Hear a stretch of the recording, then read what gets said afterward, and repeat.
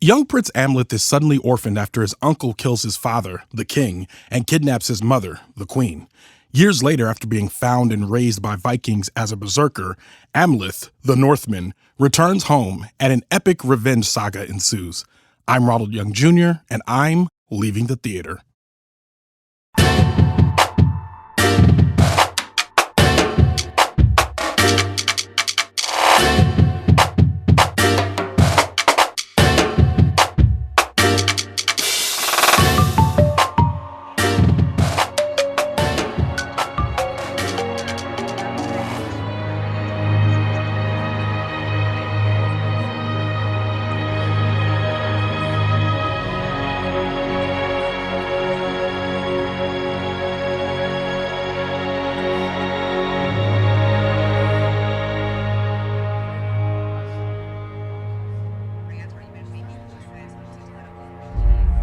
Check. All right. This is Ronald, and I am leaving the theater after watching The Northman. The Northman, directed by Robert Eggers, written by Sjon and Robert Eggers, starring Alexander Skarsgard, Nicole Kidman, Claes, Anya Taylor-Joy, Ethan Hawke, Willem Dafoe, and Bjork. And those last two names are barely in the movie, so don't waste your time. Ooh, that's how we starting, Ronald? Okay, so The Northman is a revenge flick, basically revenge porn. Well, no, actually I can't. I guess that's a totally different thing. But if they can make something that was pornographic about revenge, this would be a movie about it, and that's what I'm trying to say. In the terms of it being pretty gratuitous and kind of not being, it being gratuitous in its violence and pretty gruesome in its violence, and not necessarily having a direction or any of that. It felt just like, I think they call some films torture porn. I mean, that's what I would call this, even though I know revenge porn has a completely different connotation. So, so we're gonna start off the episode with a bit of an explainer, eh? The movie is about this guy who, when he's a kid, his father, played by Ethan Hawke, is killed by his uncle, played by Claes, I think, and his mother is Nicole Kidman, and they try to kill him, but he escapes, and he disappears, and of course when he comes back, he's a fierce fighter, sworn to avenge his father. He sneaks into, basically he you know what's gonna happen, all right? Like you pretty much, it's a revenge movie, so you pretty much know what's gonna happen. He's gonna go kill his uncle. That's what this is building to. I didn't enjoy this. I didn't enjoy this at all. Like, I didn't have a good time. The violence felt gratuitous. Imagine if you were watching The Revenant, and imagine if The Revenant, Django Unchained, and Braveheart had a very underachieving, but like very gruesome baby. Like that's what I just watched here. There's just so many. There's nothing like it. It takes itself a lot more seriously than I think it should, which is probably, definitely part of the problem. There's a lot of screaming in it and very extreme, like bad posture. The whole movie, Alexander Skarsgard is kind of like hunched over for some reason, and they don't really explain why, except that he kind of just sticks his neck out and kind of hunches his back in a way that I don't know if it's supposed to be intimidating but it doesn't work. I remember watching this and being like, man, I wish you would stand straight up. This is not good. It's funny because I saw the preview for this and I was like, this looks like not Ron. This looks a little weird for Ronald. So I'm definitely not going to go see this in theaters. And I actually I had a friend ask, like, yo, you tried to see The Northman in theaters? And I was like, nah, I don't want to see it in theaters. But like the last minute, I was like, well, you know what? I guess I will go. And here I am saying, man, I was really right just watching the preview, because it's a weird movie. There's a lot of weird things happening, a lot of there's a lot of Norse mythology and a lot of Viking stuff, which I mean, it's fine if you like that sort of thing. But I know this movie was not made for Ronald. You know, like this wasn't a Ronald film. And it's weird because when you have to review movies, you kind of have to reach past the things that are clearly not made for you and still try to review it on its merit.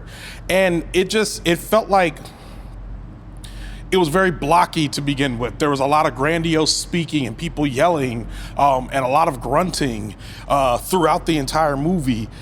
Like when I talk about The Revenant, I talk about like the pain of watching kind of like the brutality of the movie. Just, it kind of wore on me after a while. And I'm not a person who's necessarily squeamish, but this movie just feels like it's trying very hard to make you squeam.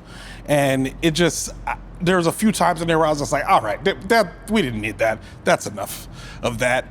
And it wasn't gratifying. Like you know, typically you watch a revenge movie and like Taken. Taken is gratifying. Like you get through the end, he gets his daughter back and you're like, yeah, man, he did it. That's if we're gonna watch a movie about somebody on a vendetta, give me Man on Fire. You know what I mean? Give me the guy that's the one-man army going there. And this just felt like it made us work so hard to get there. I mean, the movie is about 2 hours, about 2.5 hours long, maybe. It's over 2 hours. And it feels like I could feel every minute of those 2 hours as it's going. And then a lot of stating the exposition out loud. Like there's at one point where after he's grown up, basically he runs away. And after the movie just says years later, and it shows him raiding this village, and a guy walks up to him and basically puts his hand on his shoulder and goes, hey, I knew you were going to be great when we picked you up as a cub. Now you're a warrior, essentially something like that. It's one line. And I'm like, you really think that you needed to tell us that he attached himself to a group and became a fighter? Like you guys weren't going to explain, you weren't going to give me a montage of him training and fighting and running into anyone, right? Because there's only a couple ways you do a scene like that. The first is Mel Gibson's uncle runs up on him and tells him, I'm gonna teach you how to swing a sword. There's one. And then the other is you do a montage, or you just flash forward ahead. They do a deep zoom in on the person's face, and then it kind of transforms to them older. So there's a love story also at the heart of this, which felt dumb in a very specific way. Like I really am here for Anya Taylor-Joy. I like her in basically everything she's in. But there was just something that was just deeply disappointing about watching this kind of story of these two falling in love in a hopeless place. There was just something about it that just wasn't gratifying at all. So, yeah. All in all,